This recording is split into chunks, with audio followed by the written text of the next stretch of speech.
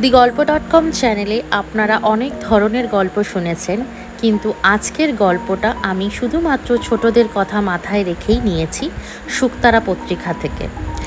শুকতারা পত্রিকা থেকে আজকের গল্পটি রইল আপনাদের সবার জন্য, সেই বাড়িটা। শুকতারা পত্রিকা যারা ভৌতিক গল্প লিখে এসেছেন তারা একজন দিকপাল মানুষ, তাই আজকে বিশেষ কিছু গল্পের মধ্যে আমরা সেই বাড়িটা বেছে নিয়েছি। শ্রেষ্ঠ ভূতের গল্পে সংকলন করতে গিয়ে আমরা বুঝতে পেরেছি কাজটা মোটেই সহজ নয়, কারণ অনেকেই ছোটদের বিশেষ প্রিয় লেখক হয়ে উঠেছেন। তাদের মধ্যে থেকেই আমরা বেছে নিয়েছি আজকের গল্পটি। শুনতে থাকুন আজকের গল্প, সেই বাড়িটা।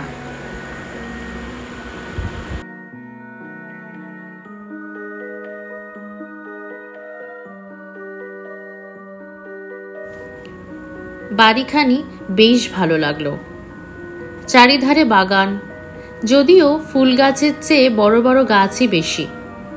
টেনিস খেলার জমি, মাঝে মাঝে শ্বেতপাথরের বেদি, একটি ছোট বাহারি ফোয়ারা, এখানে ওখানে লাল কাকড় বিছানো পথ। দোতলা বাড়ি একেবারে হাল ফ্যাশনে না হলেও সেকেলের নয়। বাড়ির জানলায় বা দেওয়ালে প্রাচীনতার কোনো চিহ্নই নেই।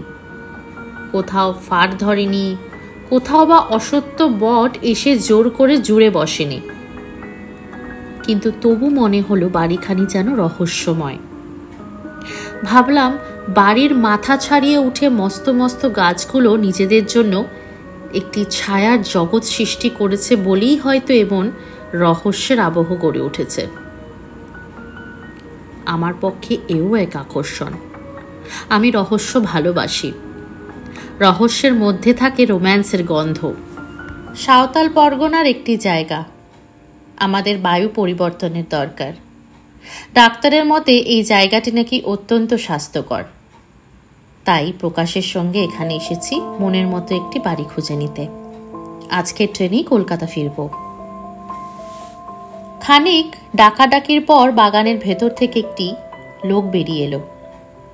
তার চেহারা না মালি, না দারওয়ান, না ভদ্র বা ইতর লোকের মতো। তার বয়স ৮০ হতে পারে, ১০০ও হতে পারে। তার মাথায় ধবধবে সাদা এলোমেলো লম্বা লম্বা চুল। তার কোমর এমন ভাঙা যে হাড় জিরজিরে দেহের ওপর অংশ একেবারে দুমড়িয়ে পড়েছে।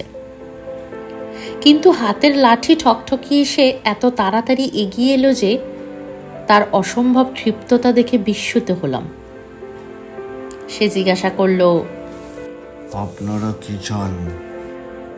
বাড়ির ফটকের ওপর লেখা রয়েছে টু লেট। আমরা এই বাড়িখানা ভাড়া নিতে চাই। লোকটা হঠাৎ মুখ তুলে তাকালো। সে এতক্ষণ মাথা হেট করেছিল বলে তার চোখ দেখতে পায়নি, এখনো দেখতে পেলাম না, কারণ তার চোখ দুটো এমনই অস্বাভাবিকভাবে কঠোরগত যে প্রথম দৃষ্টিতে তাদের আবিষ্কার করাই যায় না। মনে হয় লোকটা বুঝি অন্ধ, কিন্তু তারপর লক্ষ্য করে দেখলাম দুই কোঠরের ভেতর থেকে কি যেন একটা চকচক করছে। দুই অন্ধকার গর্তের মধ্যে যেন দুই দীপশিখার ইঙ্গিত। লোকটা আবার মুখ নামিয়ে ফেলে থেমে থেমে বলল, ভাড়া নিতে চান? এই বাড়ি ভাড়া নিতে চান? বেশ, বাড়িখানি আমার পছন্দ হয়েছে। এ বাড়ির মালিক কে? বাড়ির মালিক থাকে বিলাতে। আগের মালিক কোথায় থাকে কেউ জানে না। তাহলে ভাড়া দেব কাকে? আমাকে। কত ভাড়া? সেটা ঠিক করবেন আপনারাই। রহস্যময় বাড়ি, রহস্যময় বৃদ্ধ, এবং তার কথাগুলো কম রহস্যময় নয়। মনে হলো রহস্যের মাত্রা যেন ছাড়িয়ে যাচ্ছে। এতটাও আবার ভালো নয়। কি বলবো ভাবছি, হঠাৎ গায়ে পড়লো এক ফোঁটা জল। চমকে মুখ তুলে দেখি ইতিমধ্যে আমাদের অজান্তেই আকাশ হয়েছে মেঘের সঞ্চার। বৃষ্টি আসছে, আপনারা একটু ভিতরে গিয়ে দাঁড়াবেন, চলুন। বুড়োর পেছন পেছন বাড়ির নিচের তলার বারান্দায় গিয়ে দাঁড়ালাম। ঝমঝম করে বৃষ্টি নামলো। প্রকাশ আমার দিকে তাকিয়ে বলল, বৃষ্টিতে এখন চুপচাপ দাঁড়িয়ে থেকে লাভ নেই, চলো আগে বাড়ির উপরে ঘরগুলো দেখে আসি।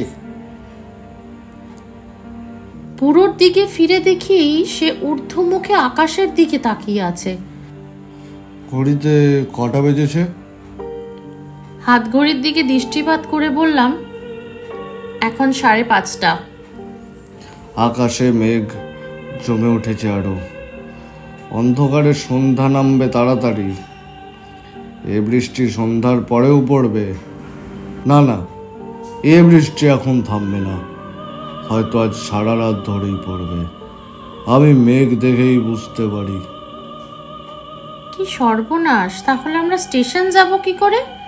আজই তো আমাদের বাড়িতে ফেরার কথা। এ বৃষ্টি আর আজ থামবে না, আজ আর থামবে না। পাহাড়ে নদী ফুলে উঠবে, মাঠ ভেসে যাবে, পথ ডুবে যাবে। পালাতে চান তো এখনই পালান। সন্ধ্যার পর রাত আসবে, ঝড় উঠবে, বন কাঁদবে। এ বৃষ্টি আজ আর থামবে না, এখনো সময় আছে, পালিয়ে যান। বুড়োর কথাবার্তার ধরন দেখে রাগ হলো। বিরক্ত কণ্ঠে বললাম, উফ, ঠাট্টা রাখো। শোনো, এ বাড়ি আজ থেকেই আমি ভাড়া নিচ্ছি। বৃষ্টি না থামে আজ আমরা এখানেই রাত কাটাবো। কত টাকা দিতে হবে বলো? বুড়ো আবার মুখ তুলল। আবার দেখলাম তার চক্ষু কোটরগত 2 দীপশিখার ঝিলিক। দণ্ডহীন মুখ ব্যাদান করে নীরব হাসি হেসে বলল, আজ রাতে এখানে থাকবেন? থাকতে পারবেন? কেন পারবো না? বাড়ির আগের মালিক আজ রাতে এখানে আসবেন। তিনি কোথায় থাকেন কেউ জানে না, কিন্তু বৃষ্টির রাতে ঠিক এখানে বেড়াতে আসেন। তাকে দেখলে মানুষ খুশি হয় না। দোতলার হলঘর তার জন্যই খোলা থাকে। এক বৃষ্টির রাতে ও ঘরে এক কাণ্ড হয়েছিল। কি হয়েছিল? রক্তাক্ত কাণ্ড। সন্ধ্যার সময় মালিক ফিরে এলেন, তখন ঝুপ ঝুপ করে বৃষ্টি পড়ছে। হাতে তার বন্দুক, পরনে তার শিকারের পোশাক। তারপর না না, সেসব কথা আপনাদের শুনে কাজ নেই। কিন্তু সেই দিন থেকে এ বাড়ি খালি, এ বাড়ি ভাড়া কেউ নিতে চায় না। তুমি কি আমাদের ছেলে মানুষ পেয়েছো যে যা তা বলবে ভয় পেয়ে যাব আমরা? বেশ, তোমরা থাকো, আমি চললুম। কিন্তু সাবধান, সাবধান, সাবধান, সাবধান, সাবধান। বলতে বলতে বুড়ো লাঠি ঠকঠকিয়ে আবার বাগানে নেমে অদৃশ্য হয়ে গেল। বুড়োর হয়তো ইচ্ছা নয় আর কেউ এ বাড়ি ভাড়া নেয়। সে একলাই এখানে রাজত্ব করতে চায়। কিন্তু বাইরে যখন ভাড়াপত্র টাঙানো আছে তখন আমাদের ভাবনা কি? চল একবার দোতলার ঘরগুলো দেখে আসি। দোতলার বারান্দায় উঠে দাঁড়ালাম। সেখান থেকে অনেক দূর পর্যন্ত দেখা যায়। আরো পুরো আরো কালো হয়ে উঠেছে আকাশের মেঘ। আরো জোরে আরো ঘন ধারায় পড়ছে বৃষ্টি ঝমঝম। সন্ধ্যার আগেই দ্রুত নেমে আসছে সন্ধ্যার অন্ধকার। দূরের ছোট ছোট পাহাড়গুলো ক্রমেই ঝাপসা হয়ে যাচ্ছে।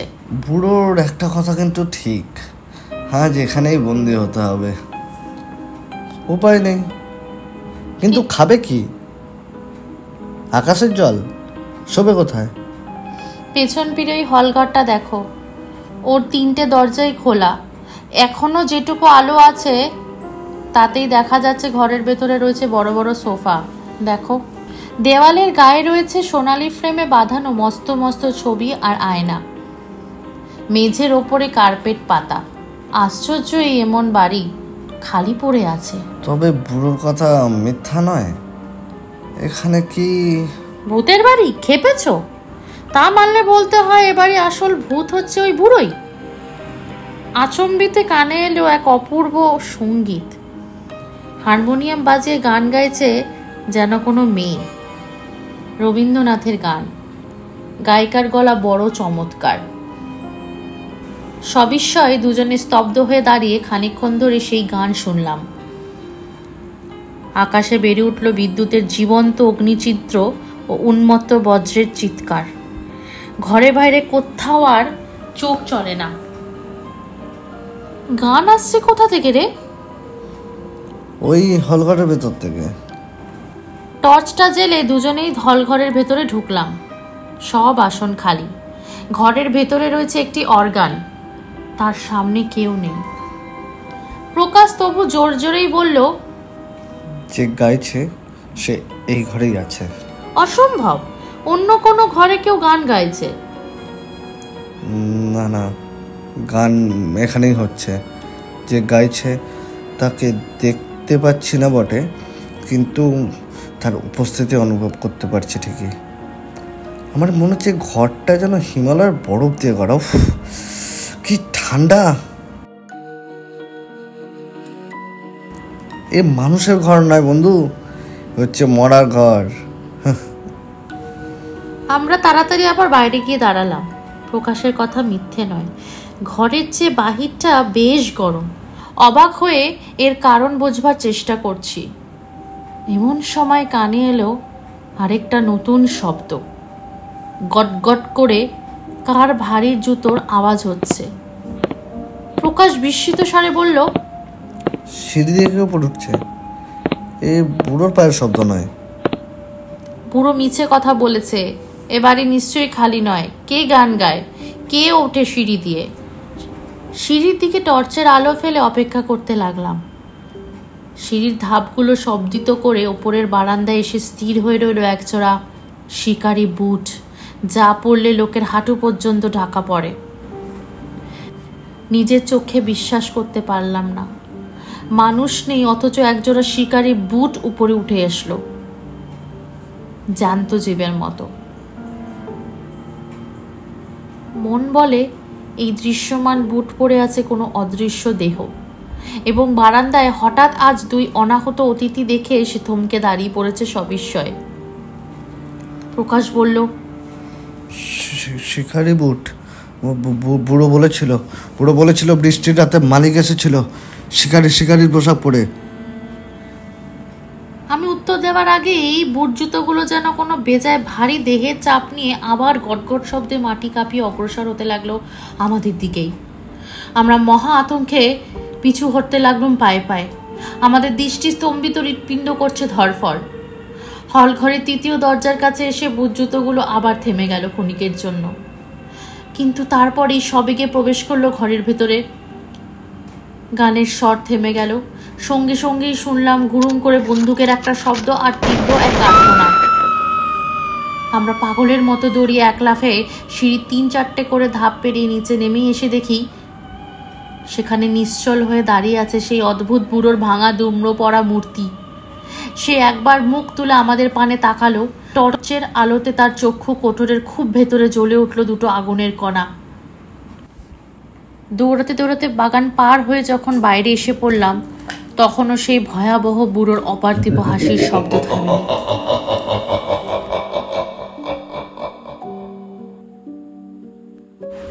শুনছিলেন আজকের গল্প সেই বাড়িটা। আশা করব পরবর্তীকালেও আমরা ছোটদের জন্য গল্প নিয়ে আসতে পারবো। আপনাদের উৎসাহ পেলে আমরা পরবর্তীকালে আরও গল্প নিয়ে আসতে পারবো।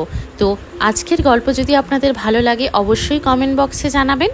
যারা এখনও পর্যন্ত লাইক সাবস্ক্রাইব করোনি তারা কিন্তু প্লিজ আমার চ্যানেল সাবস্ক্রাইব করে দিও। সবার সাথে পরবর্তী সময় দেখা হচ্ছে। সবাই ভালো থাকবেন। শুভরাত্রি।